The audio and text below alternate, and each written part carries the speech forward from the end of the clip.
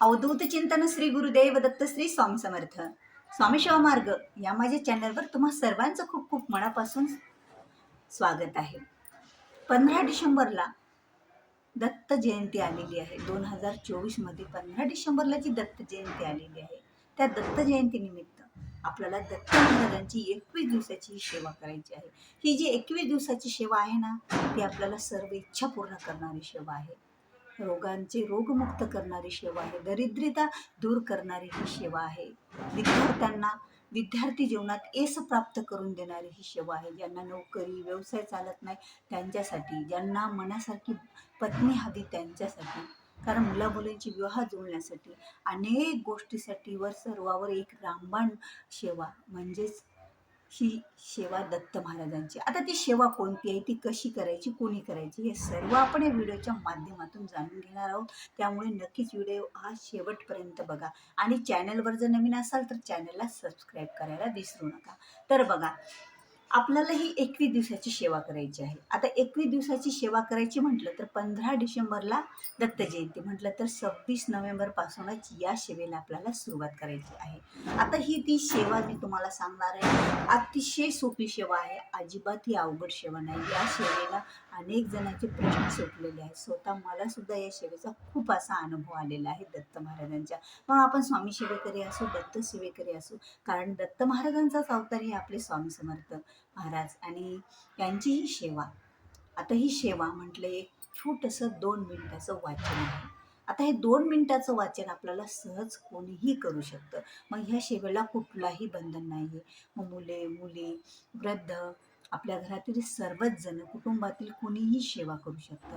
कुठलंही बंधन नाही आहे. फक्त मासिक धर्मातले 4 दिवस आपल्याला पाळायचे. सुतक काही पडले, एरडी काही पडली तर हे दिवस सोडूनच आपल्याला ही सेवा करायची असते. त्यावेळेला आपण कुठली सेवाही करत नसतो.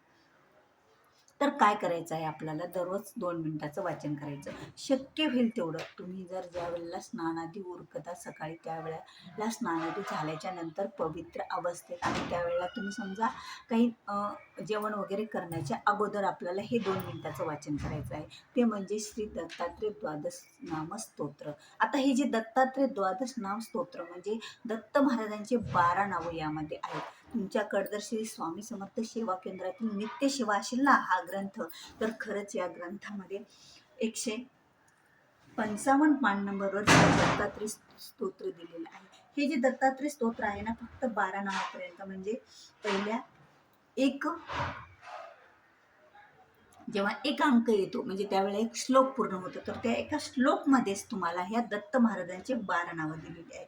मग तुम्ही दररोज जर हे 21 वेळा वाचन केलं, दररोज 21 वेळा, नाही जमलं 1 वेळा, नाही जमलं 11 वेळा, 5 वेळा, किंवा काहीच नाही जमलं तर दररोज 1 वेळा जरी तुम्ही हे वाचन केलं आणि 21 जरी तुमचं हे वाचन 21 वेळा जरी झालं 21 दिवसामध्ये, तरीही दत्त महाराजांची कृपा राहते. कारण आता बघा, आपण या धावपळीच्या जगामध्ये कुणाला वेळ असतो, कुणाला वेळ असतो, हे सुद्धा देवी देवतांना समजत असतं. जेवढी तुमची श्रद्धा आहे ना, भक्ती आहे ना, तुम्ही 21 वेळा वाचन करत आहेत तर तुमचं तिथं मनच लागत नाही. मला कुठेतरी बाहेर जायचं आहे, माझा जॉब आहे, मला लवकरच इथे पोहोचायचं आहे, आणि हे सर्व करत करत तुम्हाला त्यातच तुमचं मन गुंतलेलं असेल आणि तुम्ही हे वाचन करत असाल तर त्याला काही अर्थ राहील का नाही. त्यामुळे जेवढं तुमचं मन लागेल, 5 वेळा, 11 वेळा, 21 वेळा, तुमच्या वेळेनुसार तुम्ही जर हे 21 दिवस वाचन केलं, म्हणजे 26 नोव्हेंबर ते 15 डिसेंबर या वेळेमध्ये, या कालावधीत, मग तुम्ही स्नानादी उरकल्याच्या नंतर जेवण करण्याच्या अगोदर केलं तर अतिशय चांगलं राहील. आपल्याला याचं फळ जास्त प्रमाणात मिळेल. आणि जर तुम्ही जेवण करून करत असाल तर फुलाची पाकळी तर आपल्या पदरात पडणारच आहे वेळेनुसार. देव फक्त भक्तीचा भुकेला आहे, आपल्याला विसरायचं नसतं. आणि ही जी सेवा आहे ना, दत्तात्रय स्तोत्र, खरंच या सेवेचे खूप असे लाभ आहेत. म्हणजे एवढे लाभ या स्तोत्रामध्ये शेवटीला तुम्हाला याच्या लाभाचं वर्णन केलेलं आहे. पुत्रातील दरिद्रता दूर होणार, रोगात त्याचे रोग निवारण होणार, म्हणजे हे संस्कृत आहे पण मी तुम्हाला मराठीतून सांगत आहे. आणि एवढं काही होणार, आणि विद्यार्थ्याच्या जीवनामध्ये यश प्राप्ती होणार. आणि तुम्हाला जर अनेक अशा गोष्टी आहेत की तुम्हाला वांछित फळ, म्हणजे तुम्हाला जे फळ पाहिजे त्या इच्छेनुसार ती सर्व इच्छा पूर्ण करणारे हे 2 मिनिटाचं द्वादश स्तोत्र एका श्लोकाचं. मग ज्यावेळेला तुम्ही 21 वेळा हे जर स्तोत्र वाचत असाल तर 21 वेळा फक्त एक श्लोक वाचायचा आणि शेवटच्या 21 वेळेला हे पूर्ण वाचन काढायचं. त्याची जी फलश्रुती आहे म्हणजे 2च श्लोकामध्ये हे पूर्ण दत्तात्रय स्तोत्र आहे, श्री दत्तात्रय स्तोत्र. तर हे जर स्तोत्र तुम्ही वाचत असाल, खरंच जर तुम्ही नियम केलात ना हे दररोज स्तोत्र वाचण्याचा, तर खरंच भाग्य हे उजळल्याशिवाय राहत नाही. नशिबात नाही त्या सुद्धा गोष्टी मिळून देणारं हे दत्त महाराजांचं स्तोत्र आहे. अशक्य ही शक्य करणारं असं हे स्तोत्र आहे. स्वामी महाराज आणि दत्त महाराज ही एकच अवताराचे, दत्त महाराजांच्या अवतारात श्री स्वामी समर्थ महाराज. त्यामुळे या स्तोत्राचं वर्णन मी तुम्हाला वेगळं सांगण्याची गरजच नाही पडत. आपल्याकडून भलेही जर दत्त जयंतीपर्यंत आपल्या वेळेअभावी काही सेवा नाही झाल्या, कुणाला गुरुचरित्र पारायण करायचं असतं, कुणाला काही सेवा करायची असतात, स्वामीचरित्र पारायण करायचं असतं, बरंच काही आपल्याला करायचं असतं, पण कधी कधी वेळेअभावी आपल्याकडून होत नाहीत 21 पारायण वगैरे.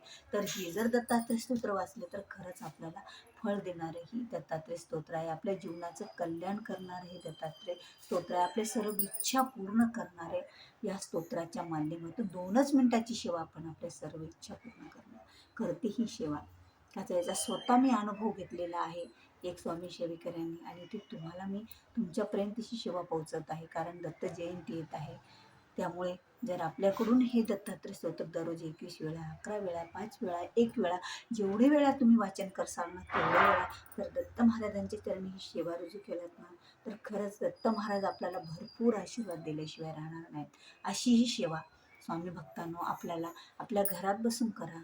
तुम्हाला शक्य नसेल, तुम्ही ऑफिसमध्ये बसलेले आहात, थोडा तुम्हाला 2 मिनिटे वेळ मिळत आहे, तर तिथे सुद्धा तुम्ही करू शकता. फक्त स्त्रियांनी आपल्याला, मुलींनी आपला मासिक धर्माचे 4 दिवस पाळायचे आहेत आणि आपले जे काही सुतक असतं ते सुतक पाळूनच ही सेवा करायची आहे. कारण दत्त महाराजांची सेवा आहे ना, त्यामुळे आपल्याला ह्या काही नियम छोटेसे पाळूनच ह्या सेवा करायच्या आहे. तर खरंच व्हिडिओमध्ये काही आवडला असेल तर व्हिडिओला लाईक करायला विसरू नका आणि जास्तीत जास्त लोकांपर्यंत हा व्हिडिओ शेअर करा, जेणेकरून सर्वांपर्यंत ही एवढी दत्त महाराजांच्या सेवेची माहिती पोहोचेल. आणि त्यांचे जर काही दुःख असतील, त्यांचं निवारण झालं, त्यांच्या इच्छा पूर्ण झाल्या, तर खरंच 10% पुण्य आपल्या पदरात पडत असतं, हे आपल्याला विसरायचं नसतं. तर भेटूया पुन्हा अशाच एका नवीन व्हिडिओसोबत. तोपर्यंत बोलत राहा. श्री स्वामी समर्थ. जय जय स्वामी समर्थ.